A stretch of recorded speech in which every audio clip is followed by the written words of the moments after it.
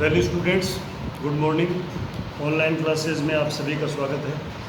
आज हम first year SDP के सेकंड सेमेस्टर में chapter number 11 veterinary anatomy subject में चैप्टर नंबर 11 एक्सक्रीटरी सिस्टम यानी उत्सर्जन तंत्र के बारे में अध्ययन करेंगे। उत्सर्जन तंत्र में जो मेन ऑर्गन आता है वो किडनी आता है। किडनी है, यूरेटर है, यूरिनरी ब्लैडर है और यूरेथ्रा, ये कल हमने अध्ययन किया था। और एक्सक्रीटरी सिस्टम का काम जो है, जो सेल मेटाबॉलिज्म से जो वेस्ट प्रोडक्ट निकलते हैं, मतलब वेस्ट नाइट्रोजनस प्रोडक्ट जो उत्पन्न होते हैं, यूरिया, यूरिक एसिड आदि जो बनते हैं, उनको शरीर से बाहर निकालने की जो प्रक्रिया है उसको बोलते हैं एक्सक्रीटरी सिस्टम।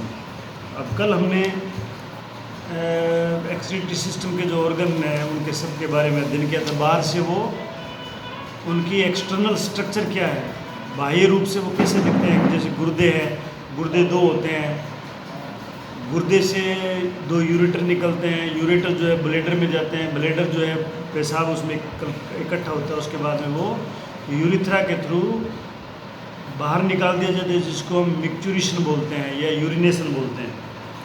आज हम गुर्दे की आंतरिक संरचना का अध्ययन करेंगे। गुर्दे की आंतरिक संरचना अध्ययन करेंगे तो अगर हम गुर्दे को लंबाई में बराबर भाग में काटें, लंबाई में लॉन्गिट्यूडनली अगर हम गुर्दे को काटें तो उसका जो भाग हम देखेंगे, उसके दो क्षेत्र होते हैं। उसके जो बाहरी भाग उसका जो है वो लाल,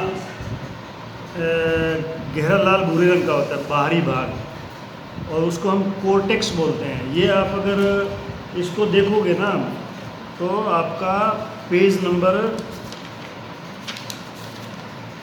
274 पे अगर आप देखोगे, 274 नंबर पेज पे, तो उसमें आपको ये गुर्दे का डायग्राम दिया हुआ है 274 पे, जिसमें कोर्टेक्स और मेडुला दिया हुआ है। तो आप उसमें से अच्छी तरह से समझ सकते हो।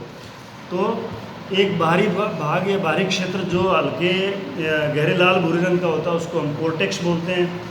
कोर्टेक्स इसलिए कहते हैं जो बाहर का क्षेत्र होता है वो हमेशा कोर्टेक्स होता है, और जो अंदर की साइड में होता है आंतरिक क्षेत्र, उसका अंदर की साइड का जो भाग है वो हल्के भूरे रंग का होता है। वो गहरे भूरे रंग का होता है, ये हल्के भूरे रंग का होता है। हल्के भूरे रंग का भाग है, इसको हम मेडुला बोलते हैं।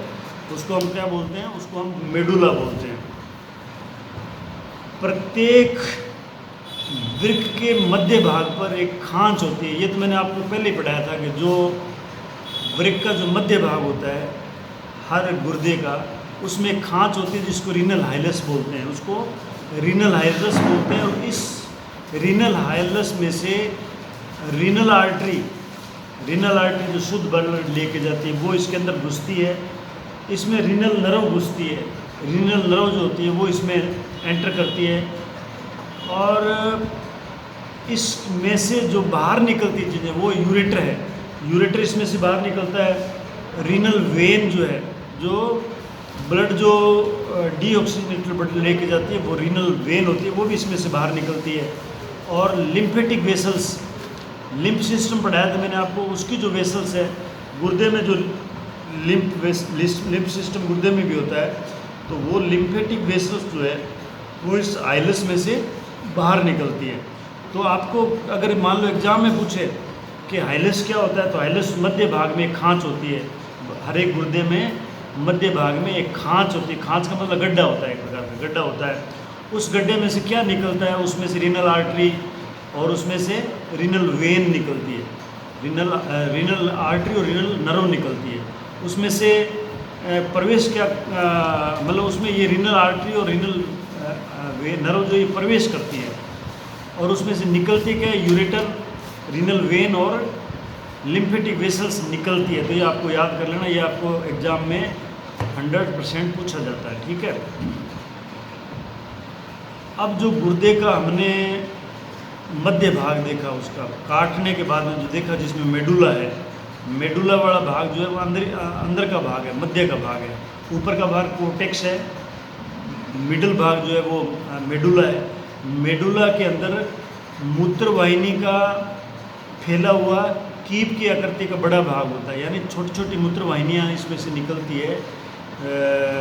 वो जहाँ हाइलस है उस जगह पे कीप की आकृति में बना लेता है, उसको हम बोलते हैं रीनल पेल्विस। उसको रीनल पेल्विस बोलते हैं। ये आपके डायग्राम में पेज नंबर 274 पे दिया हुआ है, ठीक है। अब इसी भाग में, यानी जहाँ मेडुला है, इस मेडुला में पेल्विस के ऊपर जो है, जहाँ पेल्विस हमने पढ़ा उसके ऊपर उभरे हुए भाग होते हैं ना, उभार से होते हैं, जिनको हम शंकु या पिरामिड बोलते हैं। ये पिरामिड जो है संख्या में करीब 20 होते हैं, 16 से 20 ऐसे अलग अलग संख्या दी हुई है, लेकिन आप ये मानो कि लगभग 20 की संख्या में पिरामिड होते हैं। प्रत्येक पिरामिड जो है, उस पिरामिड में संबंधित माइनर कैलाइसिस में खुलता है, यानी छोटी छोटी यूरिनरी ट्यूब्यूल्स निकलती है, उनको माइनर कैलाइसिस बोलते हैं। और ये माइनर कैलाइसिस कुछ इकट्ठी होकर एक बड़ी कैलाइसिस में खुलती है, जिसको मेजर कैलाइसिस बोलते हैं। और मेजर कोलाइसिस जो है, ये मेजर कैलाइसिस जो है, ये गुर्दे की पेल्विस में खुलते हैं। और ये पेल्विस जो है, ये मूत्रवाहिनी में खुलता है। लेकिन गाय में और सूअर में रीनल पेल्विस नहीं होता है। जहाँ मेजर कैलाइसिस खुलते हैं उसको रीनल पेल्विस बोलते हैं। वो गाय में और सूअर में होते नहीं हैं, एब्सेंट होते हैं। वहाँ उनकी जगह क्या होता है कि मेजर कैलाइसिस जो है वो डायरेक्ट जो है वो यूरेटर में खुलते हैं। तो ये आपको इसको याद करना है। अगर मान लो आपको ट्रू फॉल्स में आ जाए कि भाई गाय और सूअर में गुर्दे में रीनल पेल्विस है, जो छोटा होता है बड़ा होता है, तो इसका मतलब होता ही नहीं है, उसमें रीनल पेल्विस होता ही नहीं है, रीनल पेल्विस होता नहीं है। अच्छा, अब आपको जो मेन मुद्दे की बात है ना, वो ये है कि गुर्दे में जो पेशाब को छानने का काम करता है ना, ब्लड को छान के जो पेशाब बनता है, वो काम कौन करता है? वो करता है नेफ्रॉन।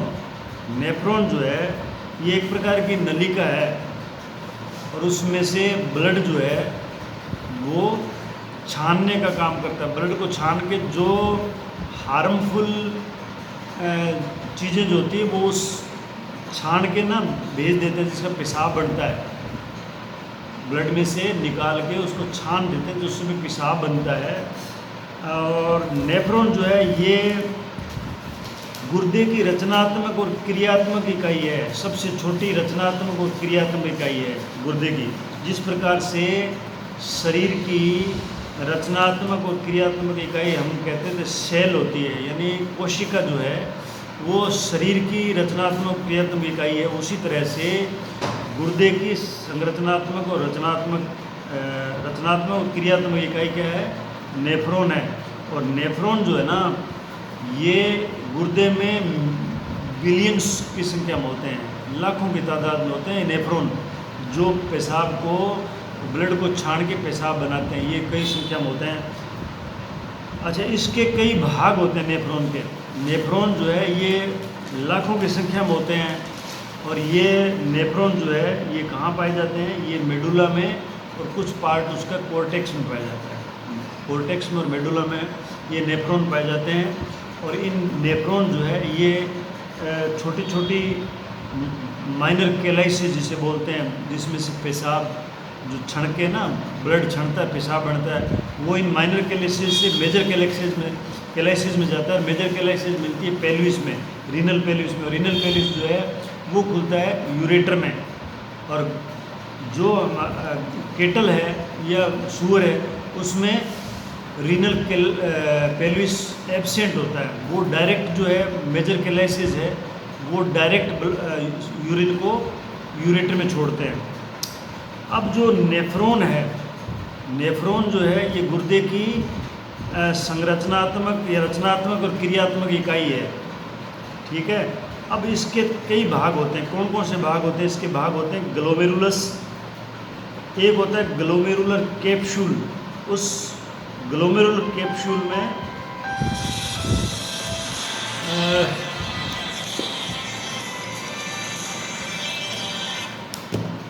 ग्लोमेरुलर कैप्सूल, बोमेंस कैप्सूल और मालपीजियन कैप्सूल, स्मीपस्थ कुंडलिका इन प्रोक्सिमल कॉन्वोल्यूटेड ट्यूब्यूल्स, पीसीटी बोलते हैं, हेनले का लूप है, दूरस्थ कुंडलित नलिका डिस्टल कॉन्वोलेटेड ट्यूबुल्स DCT बोलते हैं।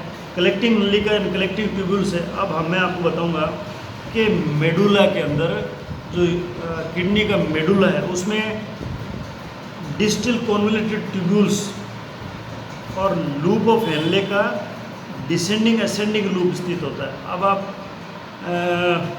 इसी प्रकार कोर्टेक्स में रीनल कैप्सूल और प्रोक्सिमल कॉन्वोलेटेड ट्यूबुल्स तथा थोड़ा सा ऊपर का भाग हेनले लूप का भाग भी कोर्टेक्स में स्थित। ये इसकी पोजीशन है। ये जो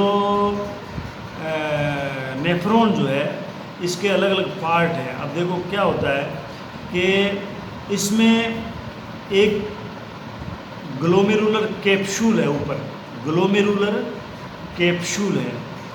ग्लोमेरुलर कैप्सूल जो है ये नेफ्रॉन का भाग है, जो सबसे ऊपर का भाग है। इस कैप्सूल इसलिए कहते हैं कि ये कप की आकृति का होता है, इसलिए इसको कप कैप्सूल बोलते हैं। और ग्लोमेरुलर इसलिए बोलते हैं कि किसी साइंटिस्ट ने इसको आविष्कार किया होगा, खोज की होगी, उसका नाम ग्लोमेरुलर होगा, इसलिए इसको ग्लोमेरुलर कैप्सूल बोलते हैं। उस ग्लोमेरुलर कैप्सूल में असंख्य महीन बारीक धमनियों के गुच्छे होते हैं, यानी इसमें एक आर्टेरियल घुसता है। हर एक बोमेंस ग्लोमेरुलर कैप्सूल में जो नेफ्रॉन का पार्ट होता है ऊपर वाला, एक कैप्सूल की भांति का कप की आकृति का, उस कप की आकृति में ये जो कप होता है ना, जिसको ग्लोमेरुलर कैप्सूल बोलते हैं, इसकी डबल लेयर होती है, इसकी डबल लेयर होती है। और इसके अंदर जो है आर्टेरियल घुसता है। जब रीनल आर्टरी जो है आपके हाइलस में से, हाइलस जो बताया मैंने आप पढ़ाया था, उस हाइलस में से, रीनल हाइलस में से जब रीनल आर्टरी घुसती है तो वो छोटे छोटे आर्टरीज में फिर आर्टेरियल में बदलती है। वो आर्टेरियल जो है, छोटे छोटे आर्टेरियल जो है, वो हर एक नेफ्रॉन में, नेफ्रॉन के ग्लोमेरुलर कैप्सूल में जाके गुच्छा बना लेते हैं। तो जो आर्टेरियल जो ग्लोमेरुलर कैप्सूल में घुसता है ना, उसको बोलते हैं एफेरेंट आर्टेरियल। और जो अंदर गुच्छा बना लेता है, जाड़ बना के, गुच्छा बना के जो कैप्सूल में स्थित होता है, आर्टेरियल के बाद में जो छोटी छोटी आर्टरी की ब्रांचेज है गुच्छे के रूप में, उसको बोलते हैं ग्लोमेरुलस, उसको बोलते हैं ग्लोमेरुलस। और इसी कैप्सूल से जो आर्टरी बाहर निकलती है, यानी कैप्सूल में जो ग्लोमेरुलस बन गया, गुच्छा बन गया, उस गुच्छे का एक भाग इस कैप्सूल से बाहर निकलेगा, उसको बोलते हैं इफेरेंट आर्टेरियल, उसको बोलते हैं इफेरेंट आर्टेरियल। तो ये आपको याद रखने वास्ते में, गुच्छे को क्या बोलते हैं, जो आर्टेरियल अंदर जाता है नेफ्रॉन में, नेफ्रॉन के ग्लोमेरुलर कैप्सूल में, उसको एफरेंट बोलते हैं। और जो बाहर निकलता है उसको इफरेंट बोलते हैं। और फिर आता है बोमेंस कैप्सूल। ये तो था ग्लोमेरुलर कैप्सूल, जिसमें ग्लोमेरुलस यानी वो गुच्छा था आर्टरीज का। उसके बाद में ग्लोमेरुलर कैप्सूल जो है, ग्लोमेरुलर कैप्सूल क्या है, एक तो ये क्या, जो ग्लोमेरुलर कैप्सूल जो है, ये मैंने बताया कि कपनुमा दोहरी नलिका द्वारा निर्मित होता है। यानी ये एक तो कप की आकृति का होता है और इसकी डबल लेयर होती है, दो लेयर होती है इसमें, और ऊपर से ये बंद होता है। और इसकी दो सतह होती है, यानी इसकी दो सरफेस होती है। दो सरफेस कौन सी है, एक इसकी पेराइटल सरफेस है और एक इसकी विसरल सरफेस है। अब पेराइटल सरफेस तो इसकी बाहरी सतह है, जो ऊपर की सतह है वो पेराइटल सरफेस बोलते हैं। और उसके अंदर जो है सिंपल स्क्वेमस एपिथेलियम से बनी होती है। वो सिंपल स्क्वेमस एपिथेलियम की सिंगल लेयर से बनी होती है। जो उसके अंदर की जो लेयर है, आंतरिक सतह जो है, उस आंतरिक सतह को स्क्वेमस एपिथेलियम द्वारा बनी होती है, उसको बोलते हैं विसरल लेयर, उसको विसरल लेयर बोलते हैं, विसरल लेयर बोलते हैं। अब ग्लोमेरुलस यानी जो ग्लोमेरुलर कैप्सूल है, उस कैप्सूल में जो आर्टरीज का गुच्छा पाया जाता है उसको ग्लोमेरुलस बोलते हैं। और ये जो बोमेंस कैप्सूल है, जिसको मैंने अभी बताया था, जिसके अंदर ये गुच्छा पाया जाता है, उस वोमेन्स कैप्सूल को और ग्लैमरुलस को मिला के हम बोलते हैं मेलपिगियन कैप्सूल। इसको हम मेलपिगियन कैप्सूल बोलते हैं। तो मेलपिगियन कैप्सूल जो है ना, मेलपिगियन कैप्सूल, ये आपको एग्ज़ाम में ज़रूर पूछेंगे कि मेलपिगियन कैप्सूल में कौन कौन से दो पार्ट सम्मिलित होते हैं। तो उसमें होते हैं ग्लोमेरुलस और वोमेन्स कैप्सूल। ये आपके डायग्राम में जो है ना 274 नंबर वाला डायग्राम है, उसमें बिल्कुल अच्छे प्रकार से समझाया हुआ है, इसको देख लेना। अच्छा, अब क्या होता है कि इस जो कैप्सूल है, इसका जो कैप्सूल है ना, अब आपको कैप्सूल का जो बाहर का भाग है, बाहर निकलने वाला हिस्सा है, इसका जो कैप्सूल से जो हिस्सा बाहर निकलता है, यानी नेफ्रॉन का हिस्सा, जो कैप्सूल के बाहर जो भाग निकलता है, उसको समीपस्थ भाग कुंडलित नलिका यानी पीसीटी, प्रोक्सिमल कॉन्वोल्यूटेड ट्यूब्यूल बोलते हैं। प्रोक्सिमल तो इसलिए बोलते हैं कि वो इस मेलपिगियन कैप्सूल के पास में है, और कॉन्वोल्यूटेड इसलिए बोलते हैं वो कुंडली के आकार का है, और ट्यूब्यूल इसलिए बोलते हैं कि वो ट्यूब के आकार का है, इसलिए उसको पीसीटी बोलते हैं शॉर्ट में। और वैसे बोलते हैं समीपस्थ भाग कुंडलित नलिका। और ये नलिका बाद में सीधी होकर मेडुला की तरफ जाती है, मतलब ये कोर्टेक्स में होती है, उसके बाद में मेडुला में जाती है। ये मैंने आपको पहले बताया था। मेडुला में जाके इसकी भित्ति जो है वो सरल सिंपल क्यूबोइडल एपिथेलियम बदल जाती है। जो पहले किस में थी, स्क्वेमस एपिथेलियम की थी, वो बाद में बदल जाती है सिंपल क्यूबोइडल एपिथेलियम में। और इसमें ब्रुश की आकृति होती है, जैसे ब्रुश होता है ना, वैसे इसकी आकृति होती है अंदर से, जिनको माइक्रोविलाई कहते हैं। इसका व्यास जो है वो 60 माइक्रोन होता है। अब दूरस्थ व समीपस्थ नलिका, यानी जो बाद की जो नलिका है दूर वाली, उसको, ये तो समीपस्थ होगी, एक होती है दूरस्थ नलिका जिसको डिस्टल कॉन्वोल्यूटेड ट्यूब्यूल बोलते हैं। उसके बीच में, दोनों नलिकाओं के बीच में यू आकृति की नेफ्रॉन का मध्य भाग होता है, जिसको हम बोलते हैं Henle's loop, loop of Henle या हेनलेज लूप बोलते हैं उसको। इसके दो भुजाएं होती हैं हेनले लूप की, जो नीचे की साइड में आती है उसको बोलते हैं, क्या बोलते हैं उसको, उसको बोलेंगे आरोही या असेंडिंग लिम्ब बोलेंगे, और जो बाद में ऊपर जाएगी उसको डिसेंडिंग बोलेंगे। तो असेंडिंग लिम्ब और डिसेंडिंग लिम्ब, दो लिम्ब होती है इसकी।